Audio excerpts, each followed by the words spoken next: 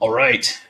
And we are live. I'm doing the big boy broadcast today. This is everything. Facebook, LinkedIn, Facebook groups that I own, YouTube, Twitter, and Instagram. Today's message is very important.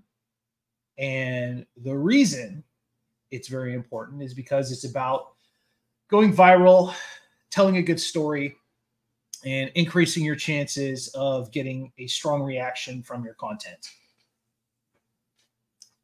Great to see you guys. I am Rob Garcia, the Warrior Strategist, and let's get started.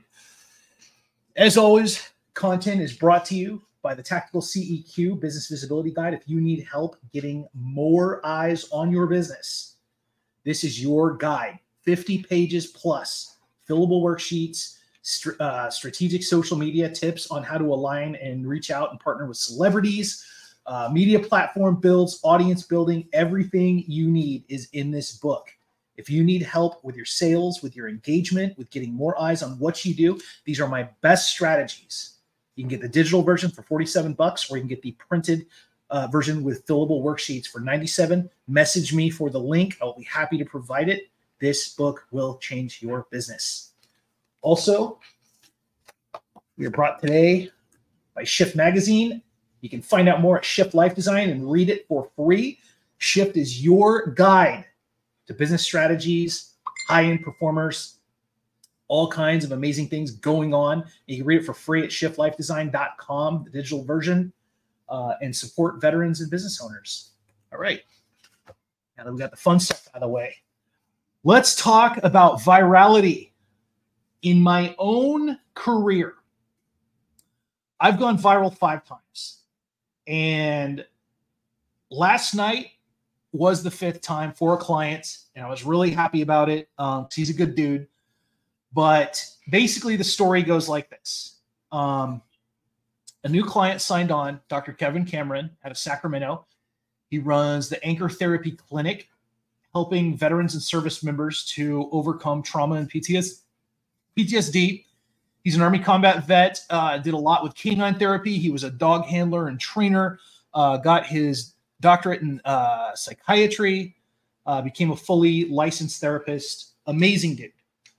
So anyway, I wrote a story about him, and he wanted to literally shake the trees. He wanted to kick the beehive. He wanted to start a little shit. I'm all for it. Now, I want you guys to understand something about my style, though. I'm not a guy that supports clickbait. I don't believe in sensationalistic headlines. I don't believe in manipulating people for clicks and views.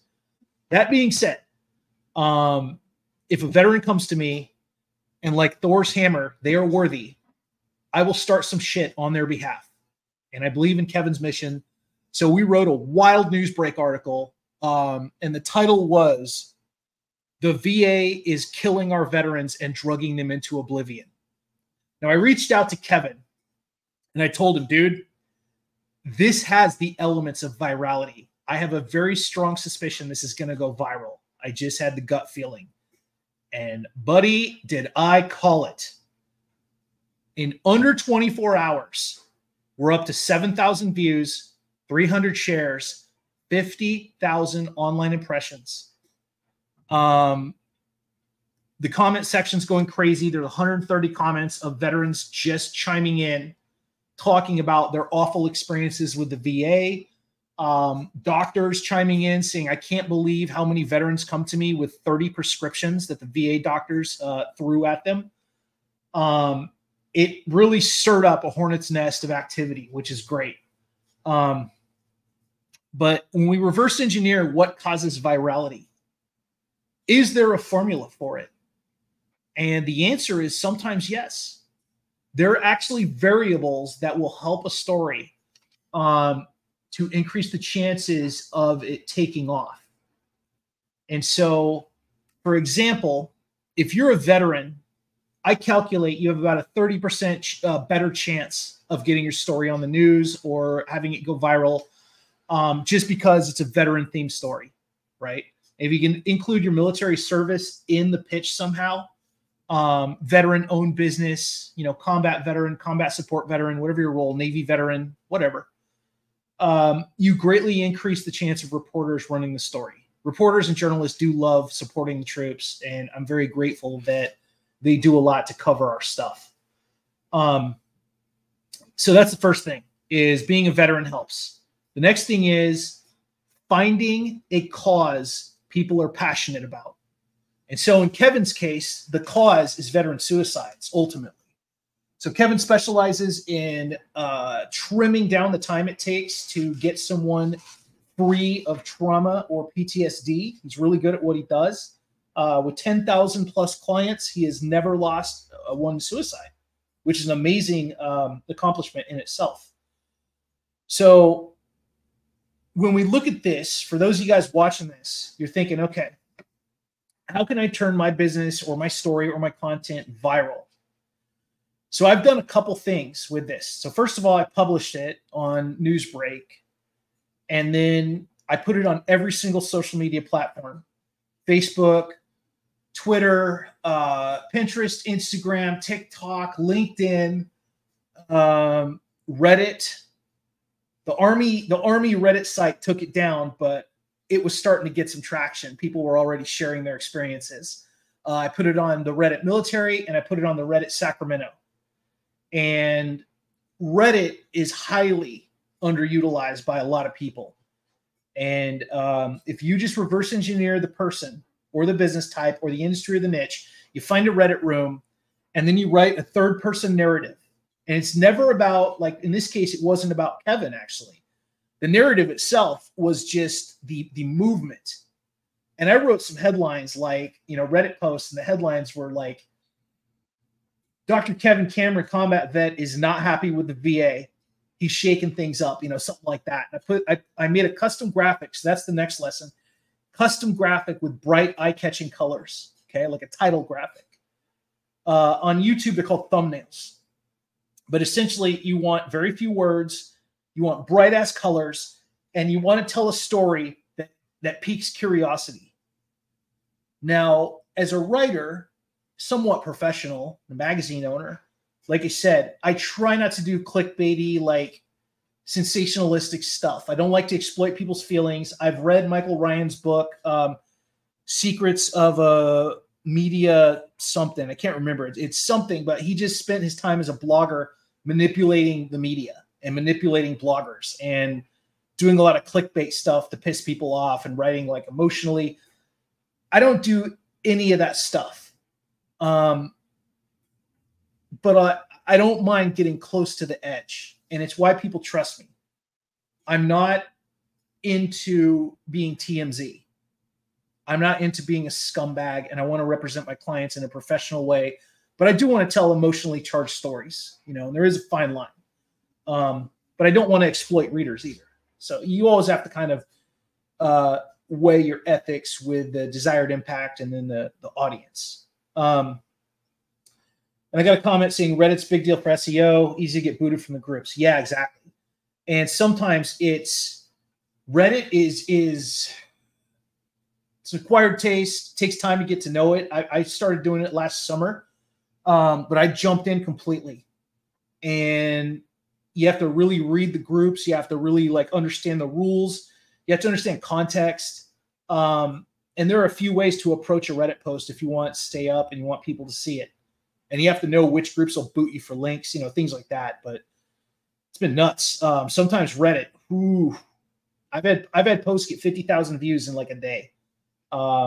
Very good engagement, but like you said, it's not a strategy for the week, and you have to understand what it's really about. So anyway, going back to virality, and if you guys have ever gone viral for a post or a video or something, let me know in comments. Tell me about it. Tell me about what the story was, subject matter, all that stuff.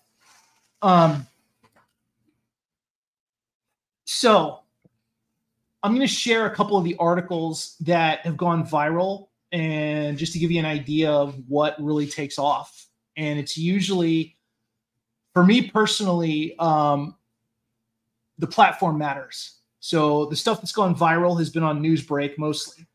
And so if you reverse engineer Newsbreak, it's mostly conservative, older veterans from the comments. Like, you can definitely tell. So now I understand that anything I write that is Veterans Affairs stuff probably will do well. Newsbreak is like Fox News Light. It's not quite for smooth brains. It's people that are passionate about the country. They're, like I said, they're on the conservative side. But the highest read articles have been stuff that's either related to veterans or some kind of current affair with veterans. The highest performing article I ever wrote was about my own experience, which was very strange. My mom died during a combat support deployment. I had a nervous breakdown when I came back. It outperformed every single article I've ever written. There were like 400,000 online impressions, and I want to say 90,000 views, maybe over. But it went crazy with people in the comments, and it was probably 60-40. 60% supportive, 40% saying I was weak, I knew what I signed up for, and I left my mom to die. Really pleasant stuff. This is what happens when you share your story with the world. You get wackadoodles coming out and offering their opinions, complete sociopaths with no type of empathy. But that's what happens when you go public, and that's the world that I live in. So I don't take it personally anymore. One thing I will say, the less you read the comments, the better. Like going live, I don't mind. These are my friends. They're a little bit more supportive. And I can filter out quite easily anyone that starts losing their mind or going off their meds. But I'll tell you right now, Reddit, Newsbreak, the only time I interact in the comments is if I need to get the engagement and the algorithm going up. So I'll go in, even if it's negative comments, I'll either be super passive aggressive or clever or funny. You never want to take it personal because there's a lot of miserable people out there, and it's never indicative of you. It's a lot of people that just need therapy, honestly. But it was funny because after I wrote that article about my mom and service, I wrote a second article called The Dark Side of Veteran Culture, talking about how veterans need to stop one-upping each other and thinking, like, for example, the hierarchy, right? Special Forces thinks they're better than combat veterans. Combat veterans think they're better than non-combat veterans or combat support. Combat support thinks they're better than like mainline veterans. By mainline, I mean like finance, admin, stuff like that. And I wrote that we need to get past that hierarchy and that it's stupid. And that anyone that's got an ego about that type of stuff where they think they're better than other veterans because they achieved more needs to check themselves at the door. For every badass door kicker that served time in Ramadi or wherever, there are 100 to 200 support troops that get them there, that cook their meals, that get their paperwork done, that help them with their will and their family affairs and issuing their uniforms and all that stuff. And it's never healthy if you develop that entitled attitude that you're better than other people because of whatever job you got to. I'm an enlisted PhD. Right? I don't think I'm smarter than anybody else. I think I'm determined, but I don't look down on other veterans who, let's say, never went to college. I don't look down on anybody, for their education level, anything like that. And it's a matter of understanding you're on a team. And yes, deep down inside, I'm sure all of us want to be Delta Force. There's a little part of us that wants to ride in a little bird and kick down doors and go on night raids and just be a badass and learn how to eat snakes in the jungle. But for the most part, some veterans need to check their egos. And I always respect operators and people at that level who have earned a place of respect for sure, that are well-rounded and that show respect to other people. That's just my philosophy. So anyway, sorry, I went off on a tangent. So I wrote that second article, The Dark Side of Veteran Culture. That one also went viral, and it was pretty funny. Once again, comments were just nuts, including some nurse from Vietnam who told me I abandoned my mother when she needed me the most, and I wasn't a real veteran, and all kinds of shit. It was just hilarious. So anyway, looking at virality, you start to see things that have commonalities. And this is why, one way, if you look at Instagram, a lot of females out there are just selling sex.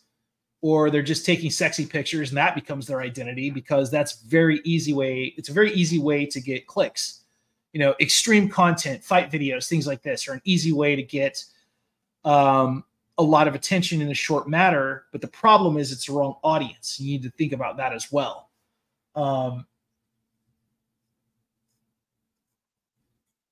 The other time I went viral, well, the other 2 times for clients, I wrote really good stories that just went insane.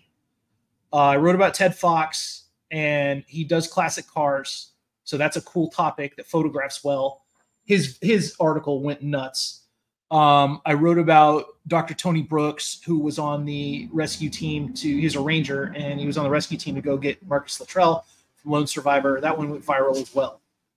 So putting a good story behind something or aligning it with a cause or a niche helps. Mike Peterson, he's watching from Mike's Damascus. And quick plug, if you need a good handcrafted quality knife for your kitchen or for home defense or for your utility shed, whatever, check out Mike's Damascus Knives. Mike does an amazing job, and I love the work he's done for me. Thank you, Mike. Mike's article on Reddit got 25,000 views in a day, and it was just a niche Reddit room.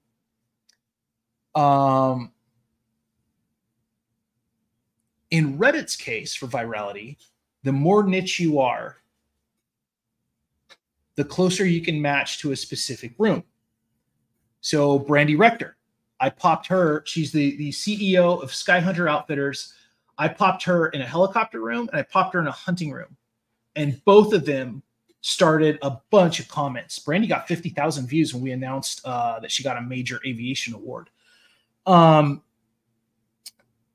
because of niche rooms, that's also another way to go viral. The highest performing post I ever put on Reddit, and I hate the fact that I had to write this, but it was true. I wrote a post in the entrepreneur room, which has 2 million people, maybe 3 million.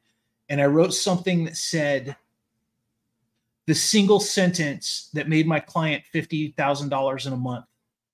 And that got 100,000 plus views in less than 2 weeks.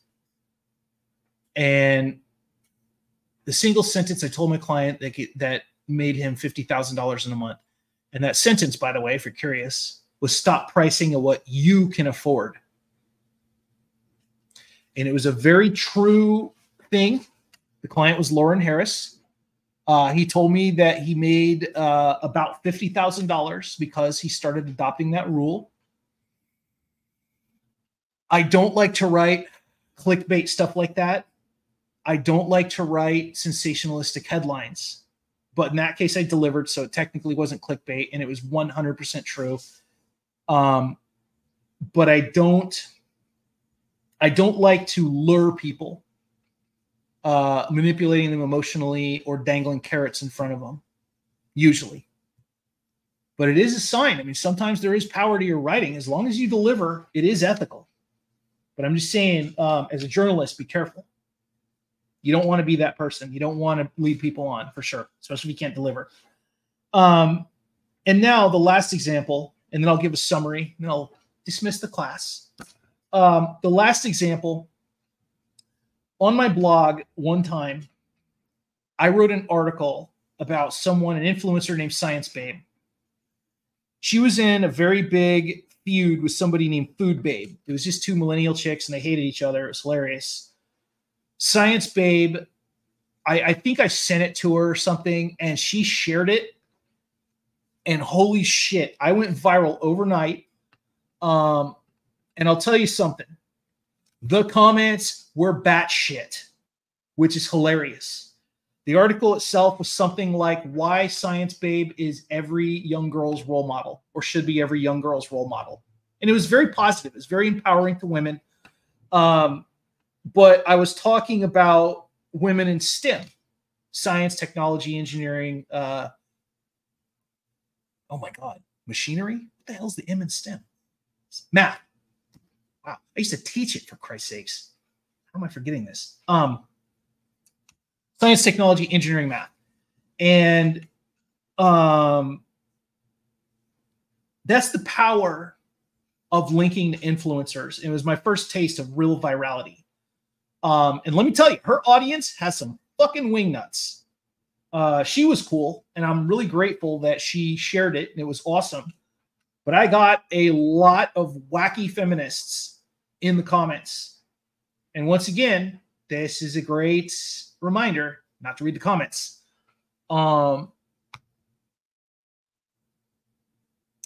They were yelling at me because I said the Kardashians aren't great role models for young women. I said that more women should embrace STEM careers because they pay more and they will equal out the wage gap. Women had a problem with that. They said that I have no business telling women what to do. They came at me from a lot of different directions. And hardcore feminists, and I'm not talking women's rights, I'm talking feminists, are some of the craziest people out there, the ones that are really, really involved in the movement.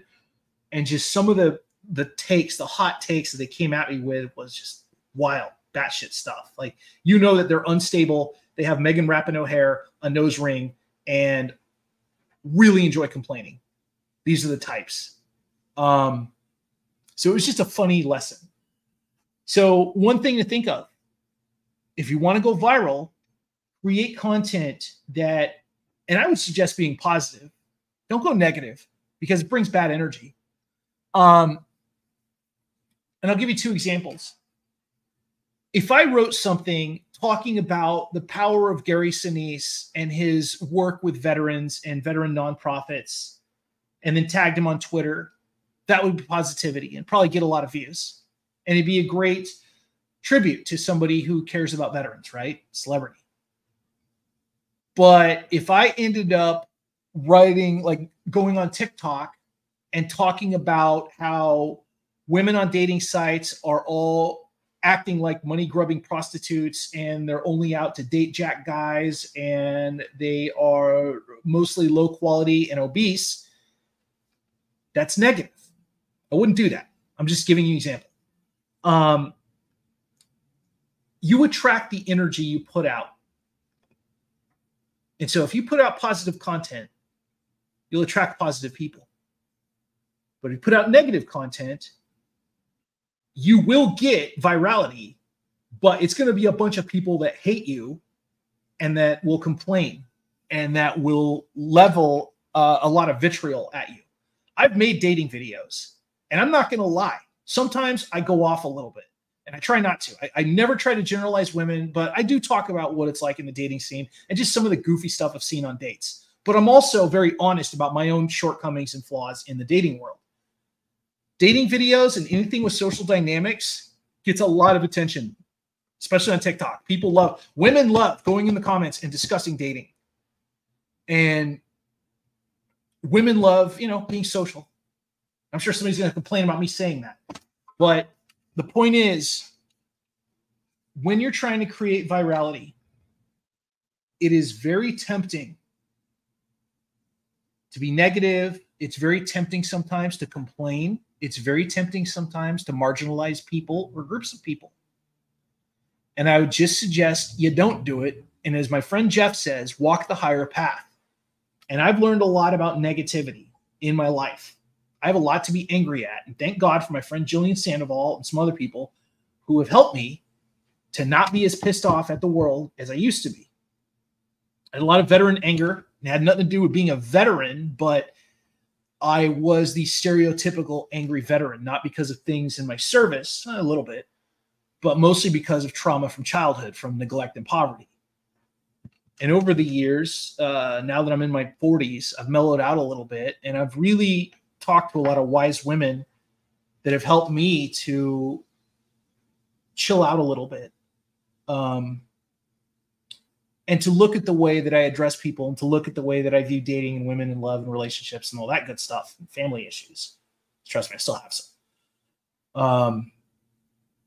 So going back to virality, it's tempting to farm rage bait for views. It's tempting to create negative shit or to, talk about hot button issues that piss people off. But think about every single political post you've ever seen on Facebook. Think about every video about Trump or Joe Biden or Hillary or whatever. Look at the comments. Is that really what you want to create, is an echo chamber of miserable people complaining and being negative? No, it's not good for you. It's not healthy. It's terrible for your mental health. So keep it positive. Will it give me views? Maybe. But it'll be better for your well-being as a creator and as a human being over the long term.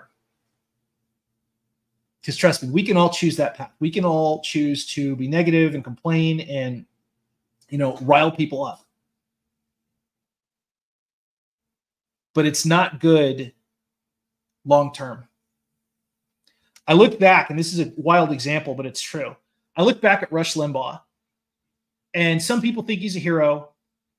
He did some real repulsive shit in his career. He would read off the names of AIDS patients that died, and he was laughing. I find that completely repugnant. But he died a drug addict, alone, miserable. All he did was complain every day for 30 years, scapegoating Democrats and liberals. Like, that was his platform. And I just don't take pleasure in creating content that, I don't know, it gets people angry. It's just not really, I don't know. I want to help people stay happy. I want to focus on positive shit. I want to focus on giving a voice to people that are good people. And I want to keep it light. I want to keep it fun. I want to make people laugh like that. Ultimately, I really like making people laugh. And if I had better comedic timing, like if I had a better comedic brain, I would absolutely be on stage. I just don't feel like I'm that funny of a person overall. But anytime I can make somebody laugh, like at the laundromat or at the DMV or at jury duty or whatever, business meetings, I feel like I've done my work, especially if I can make them laugh really, really hard. So anyway, going back to virality, here's the summary. Align yourself with a cause. Partner up with nonprofits to create a story. Virality can be a blog. It can be a video. It can be a Facebook post.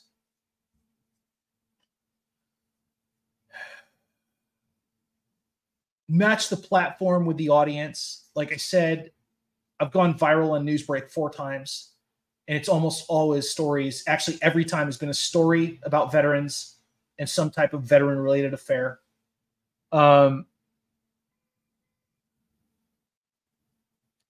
Circulate your content across all social media platforms. So once an article comes out, even if it's dead in the water, and I want to give you guys a really interesting real-life example. I wrote the story about my mom dying during a combat support deployment in 2018 and me having a nervous breakdown afterwards on LinkedIn in an article. 3 people commented. And I thought, oh, this is a shit story. Like, nobody cares. A few years later, I become a Newsbreak writer. I wrote the entire story on Newsbreak. It went super viral. I got more comments, more responses, more shares, more views, everything. It's the highest viewed story of my career because it was on the right platform with the right people. So let that sink in. Because we get frustrated.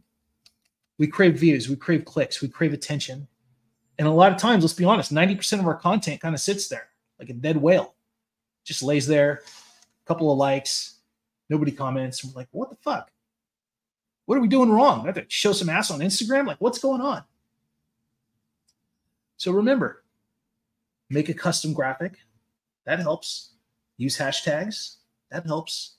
Put it on the correct platform with the right audience. Make it look good. Work on your writing. And then circulate it, share it around. And don't be scared. If it's an important message or a piece of content you feel strongly about, you can redistribute it. Pop it out on a Monday morning and a fucking Thursday afternoon. But your content's important. If you believe in it, get it out there. And you'll increase your chances of going viral. All right. That's all I got for today. Hope you guys have some amazing stuff planned for today. I just got done my run. It's raining in San Diego, so I'm going to light a bunch of candles, and I'm going to do some client work. And in an hour, I get to eat for the first time. I'm fucking starving. But anyway, I love you guys. Thank you so much for watching. Mike Peterson, thanks so much, man. I'm pretty sure Jared Ledbetter popped on. Thank you, Jared. And if you guys have any questions or need anything from the visibility and PR side of the house, feel free to reach out to me. I am Rob Garcia, the Warrior Strategist, your PR guide to a better life. And as always, stay famous. See you next time.